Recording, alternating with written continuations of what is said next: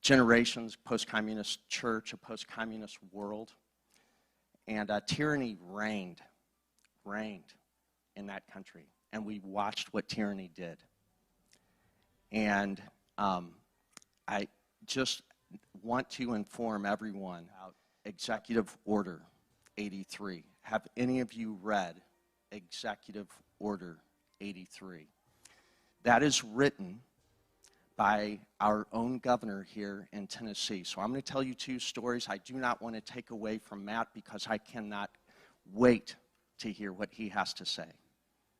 But Executive Order 83 looks like this. We've got a friend who's out in California. They went to the physician this week because they had COVID. They were trying to get ivermectin or hydroxychloroquine or this thing or that, and the doctor said, no, I'm not doing anything for you. The reason I'm not doing anything for you is because you have not been vaccinated, and it's because of people like you that we have this pandemic. And that was a physician. Now, this is not a message of vaccine or non-vaccine. This is not what I'm saying. This is a message of freedom. And that person is a personal friend. The reason I tell that story is because she was saying, where do I go? She's got a family. She's Olivia, I was thinking of going to Tennessee, but then I heard about Executive Order 83, 9 pages. Read it before you go to bed tonight. Read it. Because she read it, and she said, I can't go to Tennessee. This guy just wrote this. August 6th, it was signed. You know what's in this? It militarizes our healthcare system with both the National Guard and the Tennessee Guard. It empowers the medical field to use, and I will use their terms, phone assessments for both you and I to be determined whether we need to be a part of one of their, again, using their words, it empowers, the executive order empowers the state to be able to construct facilities to be able to put people that don't qualify under the phone assessments for either their physical or mental health. And their physical health could be for statements just like that physician's out there in California, or the Chicago mom whose son was just taken away from her by a judge who said the only reason had nothing to do with anything else except that she was not vaccinated. Just happened. This executive order is probably the most tyrannical act that is not, it's not a criminal act because you can create an executive order as a governor. So it's not like stealing an election. That's a criminal act. That's fraud. This is not fraud. This is an order. It wasn't created by the people. It was created not through legislation, but by a governor. And there are many other things. I am not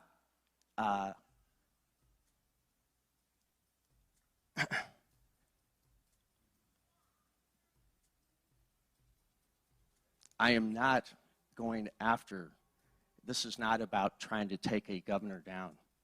This is about trying to stand up against tyranny. I'll give you the second story.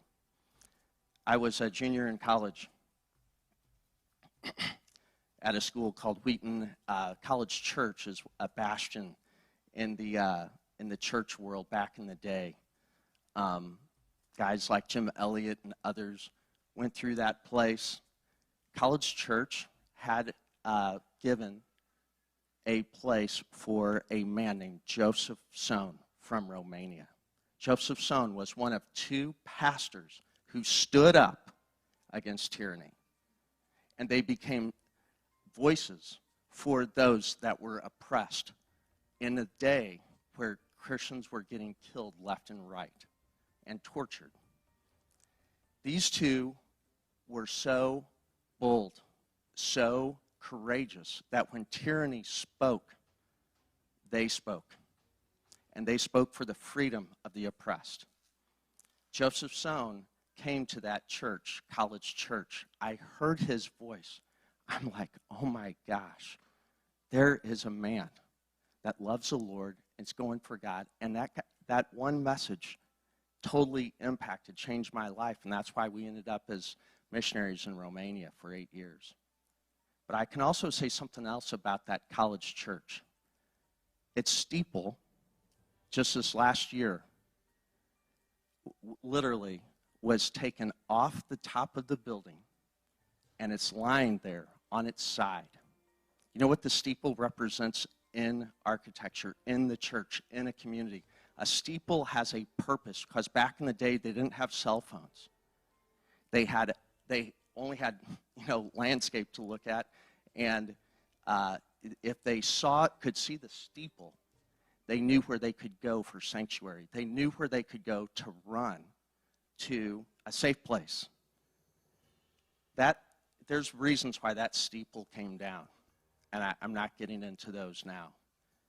But there are Joseph Sohns today, and we need them again right here in this state. That's you and me. So you don't have to believe me for this executive order. Read it, please. This is an existential moment. This is not a political one, because we can call these hospitals, but they're internment camps. There is going to be a vaxxed and an unvaxxed. Those telephone assessments have the capacity to involuntarily, those are their words, not mine, take you from your home involuntarily, you and your children. So what will your normal look like? What will my normal look like without freedom? What would it look like? Would you trade your normal for freedom, or your freedom for normal? I hope that we all understand that this one truth, all freedom, comes from Jesus. There is no other source of freedom. It's not America. America understands freedom because of Jesus. We don't get to have our freedoms. We get to keep them if we want them.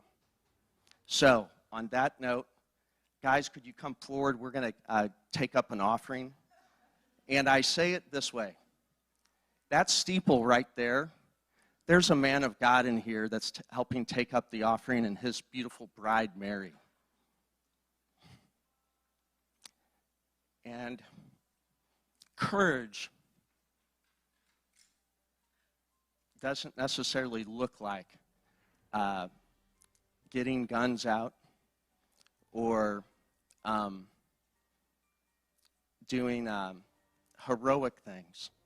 It looks like these elders here we've told these stories many times, who've just served and served and served this little Paytonsville church.